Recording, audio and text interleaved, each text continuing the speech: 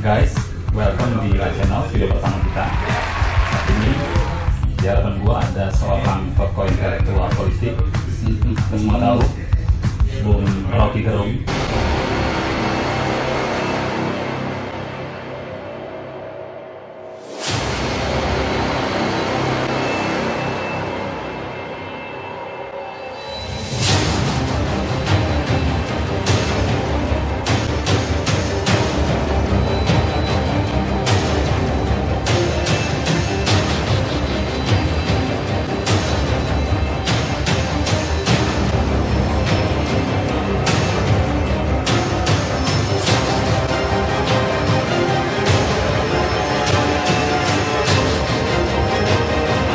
Welcome to our channel, video pertama kita. Kita akan mendengar sejauh apa pandangan dia untuk mempengaruhi pemilih pemula yang kita tahu memiliki potensi luar biasa dalam bonus demografi. Salam akal sehat, salam teologi sehat.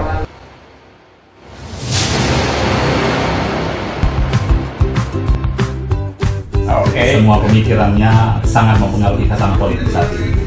Kita akan mendengar sejauh apa Bung Rocky melihat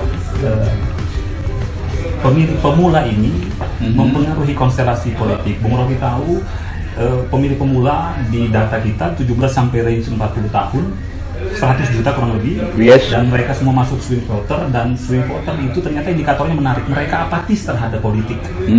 Bung Rocky, apa pandangan Bung Rocky terhadap swing voter ini dan kawan-kawan pemilih pemula, anak-anak muda yang ternyata apatis, skeptis terhadap perpolitikan Indonesia saat ini, Bung Rocky?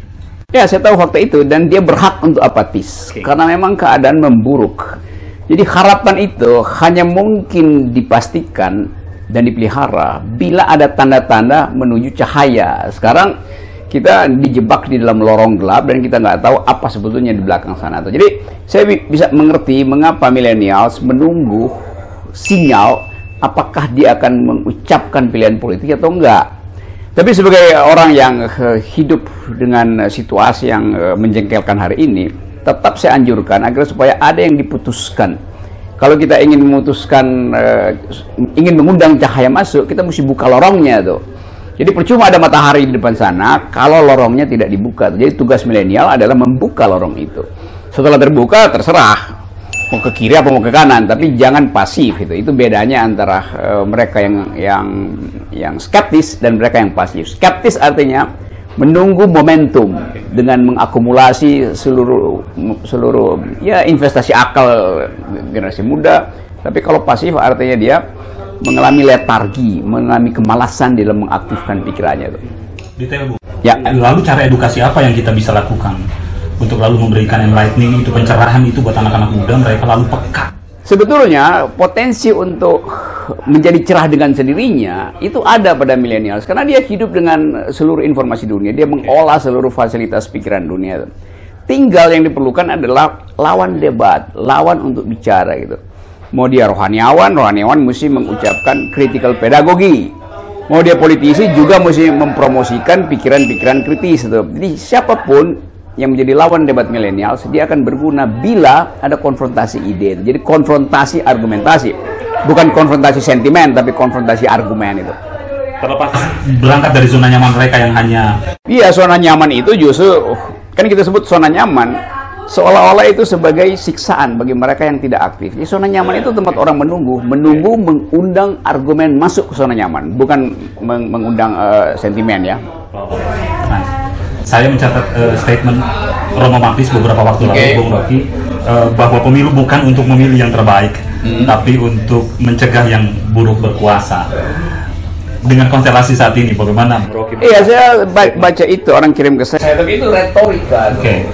Karena Pak Magnis mengerti bahwa keadaan ini bukan sekedar soal buruk dan pencegahan atau mempromosikan, tapi seluruh evaluasi yang dimungkinkan, yang seharusnya terbuka, terhalang oleh informasi yang satu arah.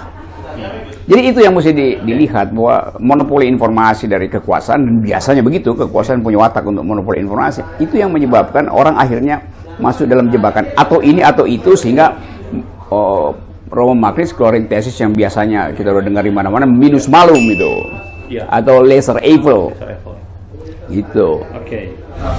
Detail, Bung. Ya. Kriteria pemimpin dalam kebutuhan politik Indonesia sekarang.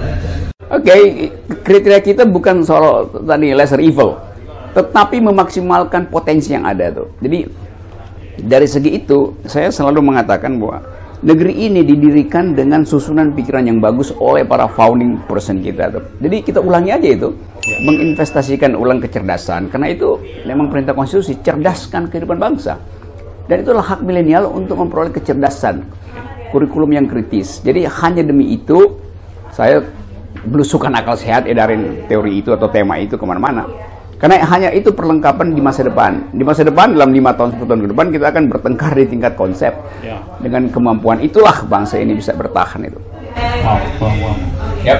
Dengan kata lain, Bung Rocky masih optimis dengan perjalanan bangsa ke depan. Kata optimis itu kata yang kurang kuat. Saya memilih kata determinis, bukan sekedar optimis. Karena optimis itu artinya kalau orang pesimis, lawannya optimis. Enggak. Saya mau lewati antara mereka yang optimis dan pesimis. Saya mau determinis. Jadi ada determinasi untuk pergi ke masa depan. Wow.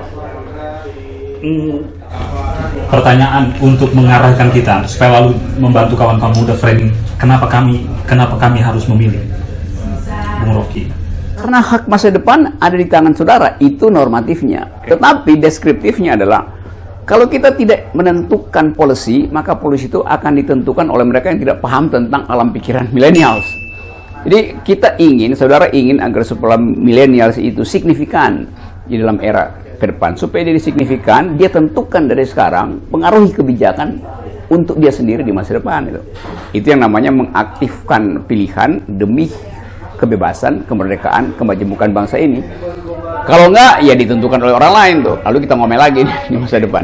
Bung Rocky, karena base kami gereja. Oke, gereja. Closing statement, Bung Rocky, apa yang bisa gereja lakukan dengan situasi perpolitikan saat ini? Sejarah gereja itu dan sejarah agama secara umum adalah sejarah melibatkan diri dalam perjuangan keadilan. Dalam semua agama ada bagian vertikal, urusan batin manusia dengan akhirat, tapi ada bagian sosiologi itu. Bagian vertikal kita nggak bisa ganggu tuh. Saya nggak percaya ada semacam percakapan iman tuh. Nggak bisa tuh, karena iman itu final tuh. Yang ada adalah percakapan kemajemukan manusia tuh. Jadi biarkan saja ada vertikalisasi iman, tetapi upayakan supaya ada cross-cutting ide di bidang kesosialan manusia. Jadi percakapan antar iman itu tidak mungkin, tapi percakapan antar agama dimungkinkan. Karena dalam agama ada dimensi sosial, ada dimensi keadilan. Jadi saya ingin agar supaya gereja juga mempelopori, memperluas bahkan bukan sekedar upacara vertikal, tapi kegiatan-kegiatan horizontal itu. Dan itu yang akan membuat kita akrab kembali sebagai warga negara. Jadi keakraban warga negara adalah ujung dari sifat sosiologis dari agama. Oke, nice. Bung Rocky, thank you. Guys, thank you channel. Kita ketemu lagi dalam sesi kita selanjutnya, acara-acara kita selanjutnya. Semoga ini bisa memberikan pencerahan buat kita dan tentu memperlengkapi kawan-kawan muda menyikapi proses konstelasi politik saat ini dan mempersiapkan diri untuk ikut ambil bagian dalam proses pemilu ke depan. Ya, salam akal sehat, salam teologi sehat. Bung Rocky, thank you. Oke ya, betul ya.